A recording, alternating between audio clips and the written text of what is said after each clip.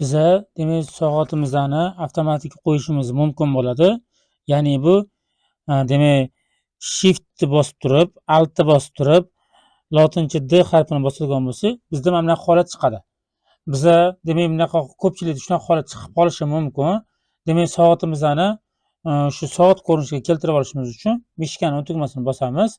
Bu yerda kod значения поля degan joyi bor. Shuni bosib qo'ysak, mana bugungi sanani chiqarib beradi. Agarda biza yana bundan tashqari shiftni bosib turib, altni bosib turib, lotincha T harfini bosadigan bo'lsak, bizda bugungi o'sha sanamizni chiqarib berar ekan. Mana bugungi sanamizni, bugungi anaqa hozirgi soatimizni, hozirgi anaqamizni chiqarib beradi. Demak, bu yerda biza nima qilishimiz kerak bo'ladi? Biza demak bu yoqda qiladigan narsamiz, agarda shunaqa soatlarga soatda kerak bo'ladigan bo'lsa, shunaqa shift alt D ni lotincha shu shift alt lotincha D ni bossak, demak bizda o'sha bugungi sanamizni, bugungi chistomizni chiqarib berar ekan.